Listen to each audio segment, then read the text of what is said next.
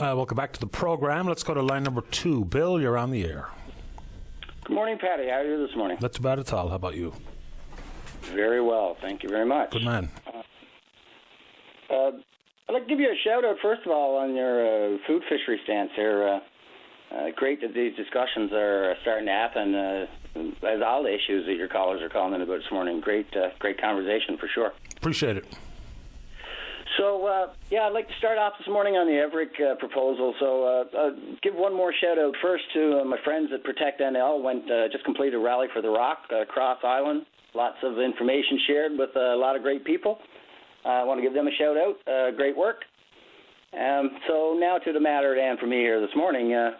Last week, I wasn't able to go out to St. John's. We got tied up out here. So what's going on is Evrec, the proponent in the wind energy deal out here, is doing preliminary work, wind measurement towers. So these towers, we knew the work was coming, but as with everything in this proposal, nothing is transparent. No answers are forthcoming from anybody. So I decided, back in July, the company took the action of starting to block public access on our roads up to the cabins and in the woods up and back in New Bay in the area where these wind towers are to be. Wind measurement towers, not the turbines, not to be confused. Just the preliminary work was to be completed. So they went up. I would say in May they started work up there. And we've been documenting this all summer, taking pictures when work was starting and what they were doing, what they were up to, and installing equipment. So this whole summer I've been trying to understand what process, what licensing, what's going on here. So fast forward to last Thursday, I got a phone call from Tara Morgan, Director of Crown Lands.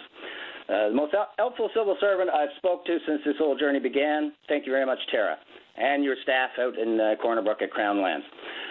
Very helpful. Explained the process. I got to say, the way that the government land atlas system is working is something to behold and another conversation in itself. But in this land atlas, there is so much information that is under layers that you cannot. Public hasn't got visibility unless you know the route to get to it. Very hard to define, and she helped me through that, and it was great. So what kind of information did she share with you that you deemed to be helpful? Well, we're now able to obtain each of these sites, these wind measurement towers, have an individual license number. And so we're able to go through the land atlas and determine what that license is. And then all you got to do is send an email off to info@Crown Lands with the license number, and boom, turnaround time was nothing, and I got all the details on who's doing what and what the conditions are. And it's these conditions that I want to shed light on this morning. Okay, go ahead. Okay. These companies are blocking access. In July, they put up 2 tandem loads of fill on one road. We got pictures. And this is just the blocking. So this is just this breaking of rule number 2. And then last week, they put a dump truck across the road. There was a confrontation over that unnecessarily because of the blockage, which should never have occurred. The contractor removed the truck. They left there Friday with another load. So now we've got a second road with a gentleman that has a cabin pass that can no longer get there in truck, so it's removed vehicular access. But so there's 2 road blockages clearly in contravention of the conditions of their license. I've obtained that, so we've got the documentation on it. So there's that. So there's two of that, and we haven't looked at all the sites. Each license is only specific for an 11-hectare site for that wind measurement device. They're planning on 7 or 8 of these, so we got a lot of homework to do, right? So that was issue number 1. So I dig into it, and there's only 20 conditions, but there's an appendix B and C. There's a bit of reading, but anyway, it all boils down to this. They started work and left wrappings on equipment in the woods that was trailered in to be hooked up back in June. Hasn't been attended since June, so plastic wrap is blown off of that into the tree. So it's improper disposal of garbage in contravention of the rules. Not a major issue, but certainly an issue nonetheless. There's supposed to be signs indicating who the license holder is at all locations. None exist, right? And then most importantly, after I read this and I look down at the license and I look at the bottom date, and I see that this license was granted on June 13th. And I go back through my pictures of when we started taking pictures of when this work had begun, and this was May. So work had begun before the licenses were issued. So here's a list of 5 violations on one site that took me 15 minutes to put together. And I think these are very, very serious concerns.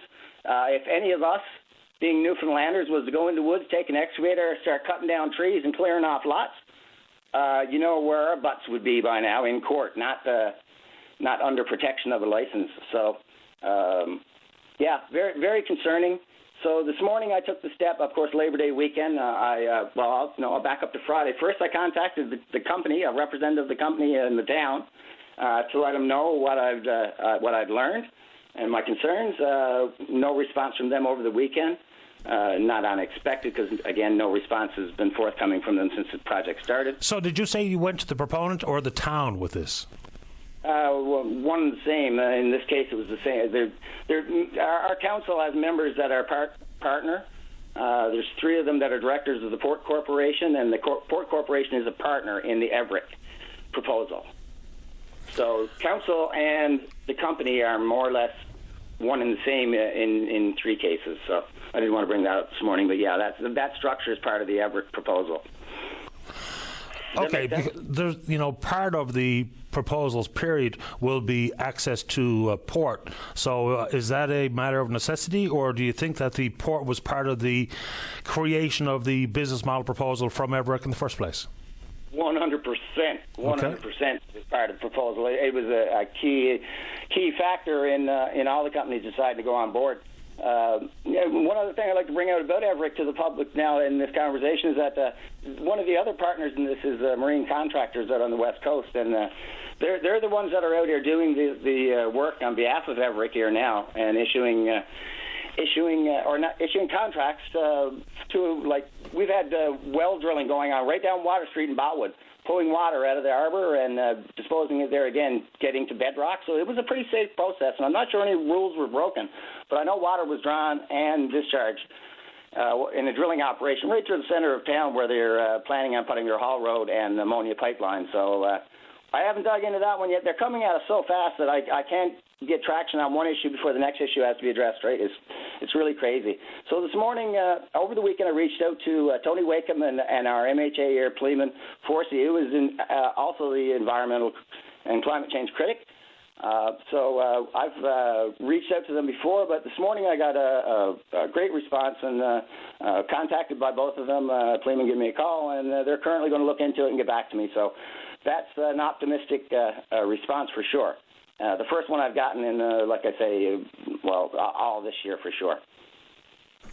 Yeah, I mean, other than the issues with the Land Atlas and the helpful experience I had with Crown Lands Division, and you say that there's still so many, and I don't know what the actual phrase was, but the unanswered questions of the proponent. Like Robert Loader called last week and he voiced some of his concerns specifically about Evrec. So give me just a couple of the most important questions that you don't think you've heard any answers to, because there's a difference in whether people get an answer they don't like versus deafening silence coming from a proponent. So give me an idea of a question that you'd like to ask and get an answer to that no one has said anything to, as opposed to giving you an answer that simply wasn't satisfactory or that you didn't like. Well, that always puts me on the spot, and I tell you why, because like I referenced before, this is an elephant. And to try and shed light on one particular piece of the elephant that you're trying to deal with it doesn't do justice to anything. But, again, the number one thing, I don't even have to deal with the issues of the project. It's the terms. The company came to town and said they would be transparent. Our federal government representative, Clifford Small, he agreed 100% in the beginning. These things cannot proceed without transparency. The company, when they came here last February, the senior management that I talked to, who supported me since then in the quest for transparency on it, this project cannot succeed if you're not transparent with the people. So it's not about any of the issues. I'm not against responsible development. This issue cannot proceed without putting it to the people so they understand all of the implications that are being discussed. And they're being discussed behind closed doors. We're not being invited to the conversation unless you're a stakeholder. But that's why I asked, Bill. It wasn't to put you on the spot. Is that if people who are just casually following along haven't really thought of maybe some of the implications that you have, and or for me to make a mental note of it. So because inevitably we'll have the proponent on this show. So for very specific questions coming from Botwood might be similar, albeit possibly different than they're coming from port to port. So I wasn't trying to pigeonhole you or put you on the spot. It was basically sort of people who are listening in your area that maybe haven't thought of it, or maybe I haven't thought of it. And if you mention it, I make a mental note of it. I get the proponent on the air. I ask them the question. That's all. That was my thought process, not to put you on the spot. Fair enough, my friend, and you just kind of focused me on one of the key things that right now we're heading into the woods as moose hunting season. There's going to be a lot of people up in the woods. They're expecting to be able to go down these roads where they've been going all their life hunting, and they're about to find out that they've been blocked. So we were lied to in day one by the company. We were told we would never be blocked access.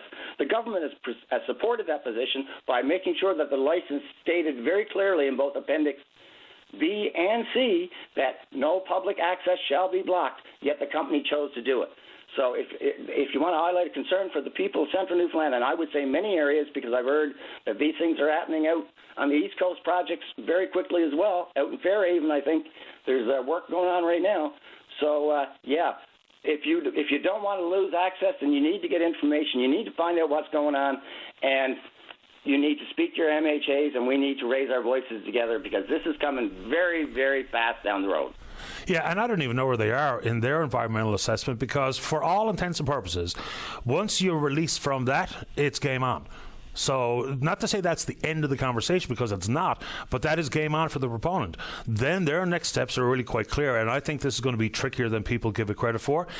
Raising the amount of capital required for these projects, even given Natural Resources Canada's reforecast on the value of the global hydrogen market. 4 years ago, they told us it was $11.9 billion by mid-century. And now they've revamped that figure to $1.9 trillion by mid-century. So nowhere near what they thought some 4 years ago. You know full well that the lenders are hearing these numbers as well, and they're following the story. They're not giving away their money willy-nilly. So I think it's going to be really difficult for them to raise the capital. It just really feels like that. It sounds like it, and it certainly looks like it. In the case of Evrec, all I can speak about capital, I'm in no way able to comment from an intelligent platform on any economic or investment advice whatsoever. But I do know that when the proponents came to town, Hydrostore, one of their partners, had on its board 4 members of Goldman Sachs. And when Goldman Sachs, a leader in natural resource development and green initiatives, who was willing to give the benefit of the doubt, pulls out from a project, you know that there's something wrong. That was my first red flag. So anyone into that side of it, you want to ask a question, find out what Hydrostore is no longer in the Evrec consortium. Fair enough. That's why I mentioned the capital markets. Like a couple of things. The federal government hasn't still yet given us a clear definition of what constitutes, in their mind, green. Because there's a difference between 15% in subsidies versus 40% in subsidies. In Nova Scotia currently, with interaction with the public grid, it's about 58% coal-fired. In this province, much different set of circumstances. So until they even get those definitions, if I go to Goldman Sachs with a business model that does not have clear parameters about government money, then they're just going to say, come back to us when you have all the information. And at this point, it's impossible, because the feds are dragging their feet on defining green. We know there's nothing green, pure green. Things are greener than other things, but until that's even on the table, the lenders aren't looking at that. The funny thing about energy and looking at Newfoundland, and I understand development in that, but when we've got the hydroelectric resources that we have, and I'm still a proponent of Muskrat Falls, because I leave economics out of it, and I know that over time the infrastructure created by Muskrat Falls will pay for itself. Will it be in our lifetime? Maybe not.